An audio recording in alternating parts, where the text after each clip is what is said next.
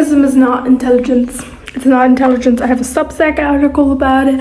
I talk about it endlessly because it's so important to remember in your brain. Pessimism is not intelligence. I think art is important, life is important, analyzing is important, looking at life honestly is important. Pessimism is not. Pessimism is playing it ridiculously safe. You're playing life safe and you call it intelligence. It is the type of intelligence that's like, well, if this happened yesterday, this will happen again tomorrow. Like, yes, okay, good job, I guess. Like, my personal point of view, I rank intelligences, not the types of intelligences. There's like 9 types, like interpersonal, intrapersonal, whatever, all those things. Very cool. Love all of those. To different degrees, but that's my opinion.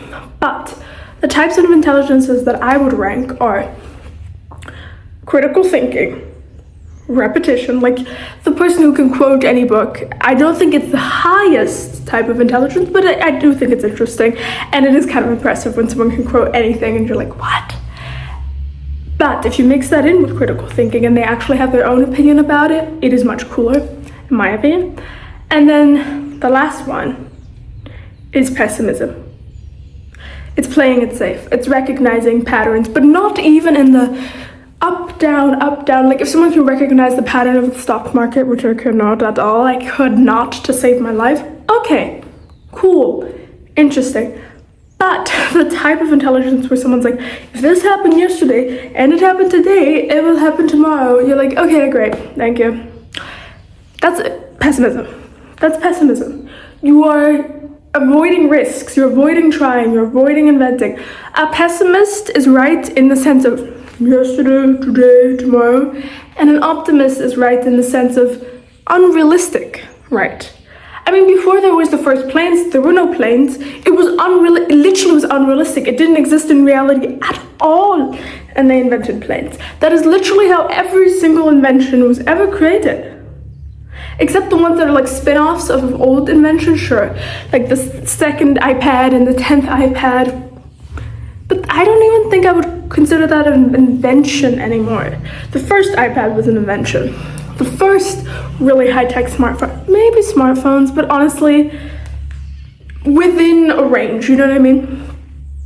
But you were playing it safe, and you would think, oh, I'm just so intellectual.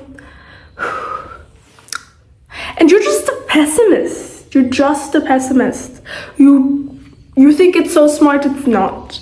And it's smart in the way that anything can be smart. It's smart in the way that AI can be smart. It's smart in the way that a kid can be smart. Not that kids are stupid, but you know what I mean? Like even a small kid is like, if I got a cookie today and I got a cookie tomorrow, maybe I get a cookie. Like, it's this very like trivial intelligence, but I think we have intellectualized pessimism way more than we've intellectualized optimism. Way more. When you think of someone in a suit thinking smart, do you think of them thinking of the best case scenarios in the world forever? No, you think of them being like, and the world is dying. I mean, how many titles on YouTube do you see where people say, you are too smart to be happy, you are too intelligent to not be depressed? And I'm like, what is this? And it's a fun, quippy title, I get it, but it is also speaks to a larger image we have of intelligence, which is pessimism, which is realism. And I'm not against realism in the sense of like, okay, don't go against the laws of physics. If you're like, I'm just gonna jump off this building, maybe don't, okay? Don't at all. The maybe I retract. Please don't. But if it is within the realm of logic, yeah, sure. Logic, pessimism, not the same word. Not the same word in any language. There are words in different languages that are the same word. Like equal and the same, you have 2 words for it in English. You don't have 2 words for it in German. You just have 1. Maybe I'm wrong. It's my native language, but it's not a popular word. If it exists, it is just 1 word. And so there's a lot of conversations you cannot have. But pessimism and logic, in almost every language, in every language that I know, which is French, German, English, a little bit of Spanish, there is not this melting of those 2 terms because they're not the same. Logic is, if you jump off this building, you're gonna fall. Pessimism is, if there is ever a building, then you are very likely to fall off this building, so we must just eradicate all buildings. Yes, if you are on a building, you're more likely to fall than you're not. If you're not on a building. If you're not ever happy, you're not ever really sad. If you're not ever trying, you're not failing. But that's the type of intelligence that is just kind of useless, and it's kind of this like self-aggrandizing ego intelligence. I've talked about this before. It's the ego. It's the ego of potential. The ego of potential is when you take this sentence. I don't know, I needed to do that. It's when you take the sentence of, oh, you have so much potential, or oh, if you just applied yourself, you'd do great. Yeah, but that's not a compliment. Potential is an illusion and a fantasy. It is this like, I'm just done trying. Yeah, okay, well, that's not good. When a heart rate is like still, you're dead. When a plant is not growing, it dies. When people are not growing, they die. They might not physically die, but they essentially are dead. They're not like actually dead, obviously, but there is a lack of enthusiasm and of emotions when you don't grow. Humans are meant to grow. They're meant to evolve. They're meant to adapt. I mean, since the beginning of time, we've adapted. We were in environments that needed us to have darker skin in these countries because the melatonin helps propel the sun because the sun was stronger there. Okay, we did that. Okay, they needed lighter skin because there was less sun, and so they needed more sensitivity to sun so that they could get the vitamin D. Okay, we did that. I mean, we didn't do it like this. It wasn't like a zoom, but we've adapted forever. Okay, families needed to keep procreating, so if you would have multiple children, each child would have different strengths and weaknesses, so at least one would keep on living in whatever the environment would throw at you.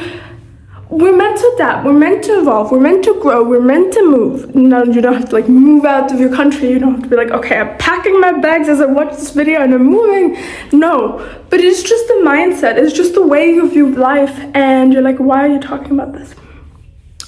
Because it is very easy to start doing art and to start reading about all of these depressive artists, and to, especially if you're writing, but honestly in any art form, and just to like fall into a minor depression, not like a clinical depression, but just this kind of like existential, like, what are we even here for? Everything's so depressive. But it doesn't work like that. And I believe the best artists are ones that had happiness in their life. Was it the predominant emotion for all of them? No. Could some of them have used more happiness in their life? Yes. But I don't think, and this is a huge misconstruction with artists, I don't think that depression is what makes them great. I don't think so. I think it is the fact that they felt happiness so deeply that they could be sad. If you're not actually in love, you can't be heartbroken. If you're not actually happy, you can't be sad. And so when you were trying to embrace art, you need to actually embrace happiness and optimism and trying and putting up theories and exploring to really live in the art. To really be sad, you need to be really happy. And you can't just purposefully make yourself fall down. You can't do that. I have a whole poem about this. But you need to live. You need to be there. You need to actually feel it to then have art about the sadness, to then have art about even happiness. So I don't want this misconstruction in your mind, this very limiting belief that people have about art, which is like, you just need to be depressed and a pessimist. The person in the room in the corner like please don't. You don't need that. You need none of that. It is not intelligent, it doesn't create good art. There is no benefit to pessimism. There's benefit to logic, there's benefit to intelligence, there's benefit to pattern recognition. There's no benefit to pessimism. There's no benefit to pessimism.